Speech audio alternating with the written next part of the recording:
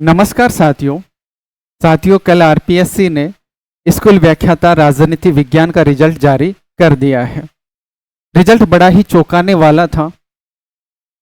225 पदों पर यह भर्ती हुई थी और 45,674 अभ्यर्थी इस एग्जाम में बैठे थे, जिनमें से केवल और केवल 6 अभ्यर्थी सेलेक्ट हुए हैं। यानी 225 पदों पर भी पूरे अभ्यर्थी सेलेक्ट नहीं हो पाए, 219 पद खाली रह गए। ये जो रिजल्ट है ये कई सवालिया निशान खड़ा करता है। ये रिजल्ट पहला सवाल ये खड़ा करता है कि 45,674 बच्चों में से क्या 219 बच्चे भी ऐसे नहीं थे जो एग्जाम को क्लियर कर पाए? क्या बच्चों में बिल्कुल भी योग्यता नहीं थी? सारे के सारे बच्चे ही क्या अयोग्य थे? और हम मान लेते हैं कि सारे के सारे बच्चे अयोग्य थे, तो दूसरा सवाल या निशान खड़ा होता है हमारी एजुकेशन सिस्टम पर।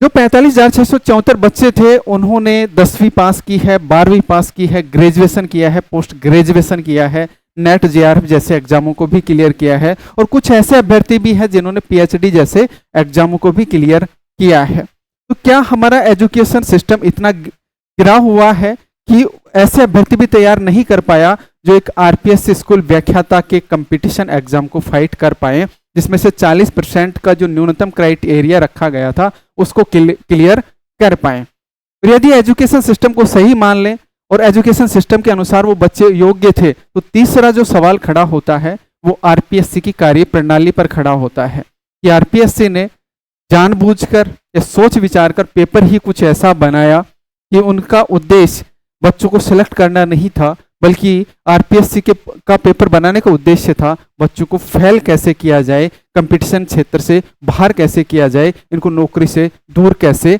रखा जाए। साथियों, इन सभी मुद्दों पर तथ्यात्मक रूप से वर्णन करते हैं कि कहाँ कमी रही, क्या सुधार करने की जरूरत है कि ये रिजल्ट ऐसा रहा और आगे क्या सुधार करना चाहिए। तो ऐसे रिजल्ट रहने के, यानी केवल 6 विद्यार्थी ही पास हुए, इस तरह के रिजल्ट रहने के कुल 4-5 कारण हैं जो इस रिजल्ट के लिए उत्तरदायी है।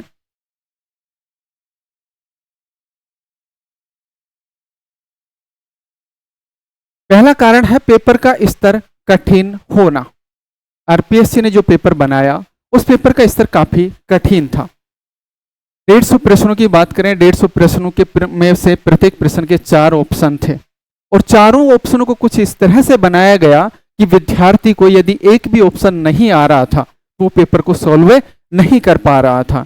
तो 150 गुना 4 यानी 600 प्रश्न आप मान के चलो कि 600 प्रश्न हो गए। समय 3 घंटे था। विद्यार्थी एग्जाम हॉल में जो विद्यार्थी की मानसिकता होती है वो अलग तरह की होती है।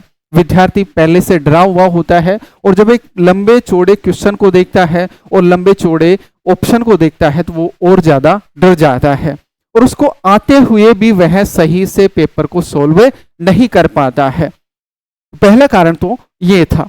दूसरा कारण था प्रमाणिक पुस्तकें।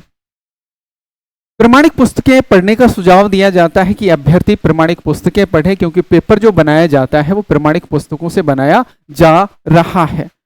मैं भी बताता हूं कि प्रमाणिक पुस्तकें पढ़ना चाहिए। अभ्यर्थियों ने प्रमाणिक पुस्तकें भी पढ़ी, लेकिन सामान्यतः जो प्रश्न पूछे गए वो या तो इंग्लिश मीडियम की पुस्तकों से पूछे गए या फिर उन पुस्तकों से पूछे गए जो मार्केट में आसानी से अवेलेबल नहीं होती है, एक विद्यार्थी आम विद्यार्थी की पहुंच से बाहर होती है। आरपीएससी ये चाहती है कि मैं जिन पुस्तकों से पेपर बनाऊं उन पुस्तकों की हर लाइन विद्यार्थी को याद होनी चाहिए।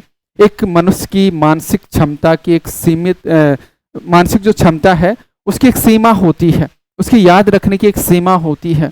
25 से 30 पुस्तकों के से पेपर बना और 25 से 30 पुस्तकों की लाइन टू लाइन याद करना किसी भी विद्यार्थी के लिए पॉसिबल नहीं है, चाहे वो कितना ही इंटेलिजेंट क्यों ना हो।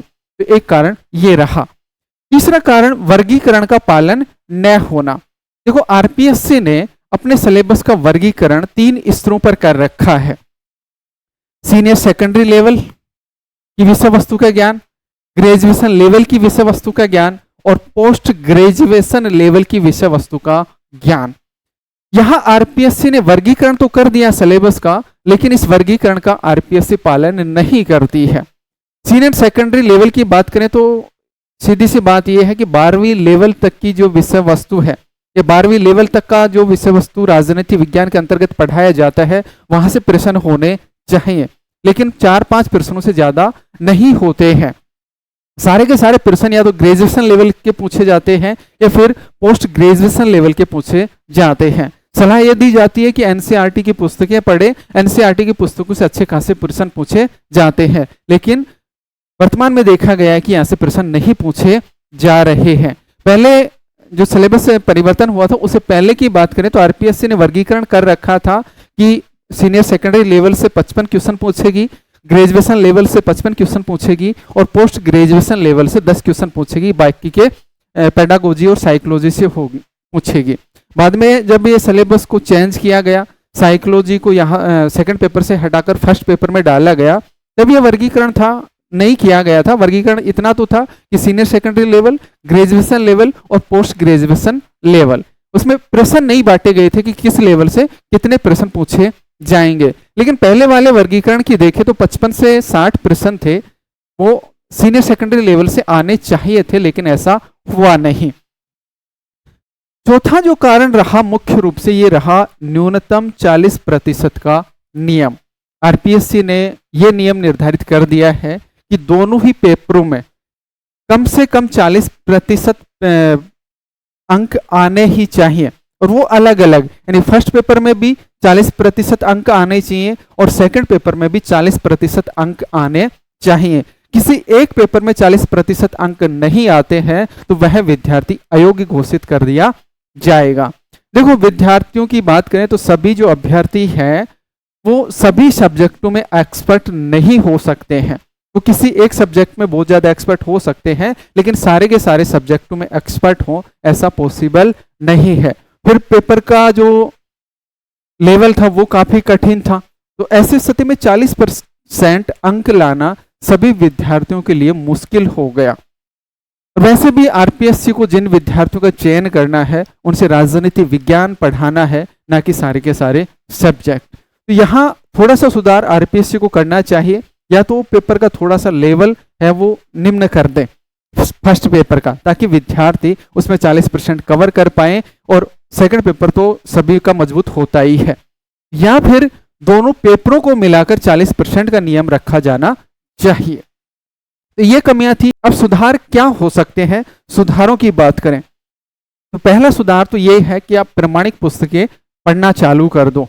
जहां से आरपीएससी ने प्रश्न पूछा है उन प्रमाणिक पुस्तकों को पढ़ना चालू कर दो। लेकिन यहाँ थोड़ी सी दिक्कत ये भी है कि प्रमाणिक पुस्तकें तो पढ़ लेंगे, लेकिन जो इंग्लिश मीडियम की पुस्तकें हैं वो एक हिंदी भाषी या हिंदी मीडियम वाले छात्र के लिए पढ़ना थोड़ा सा मुश्किल है। आरपीएससी यहाँ ये चाहती है कि पहले विद्यार्थी इंग्लिश सीखे और फिर इंग्लिश सीख के वो कंपटीशन की तैयारी करे। ये थोड़ा सा पॉसिबल नहीं है। दूसरा, आरपीएससी यदि प्रमाणिक पुस्तकों से प्रश्न पूछती है तो बड़ी अच्छी बात है, क्योंकि किसी गाइड या टीचर या कोचिंग पर ये आक्षेप नहीं लगेंगे कि वहां से प्रश्न आए हैं, क्योंकि प्रश्न प्रमाणिक पुस्तकों से आते हैं। लेकिन आरपीएससी को ये बता देना चाहिए कि वो किन किन पुस्तकों से प्रश्न पूछेगी, ताकि विद्यार्थी उनको तैयार कर सके और उसको किसी कोचिंग या टीचर की आवश्यकता ही न पड़े। तो धन्यवाद साथियों।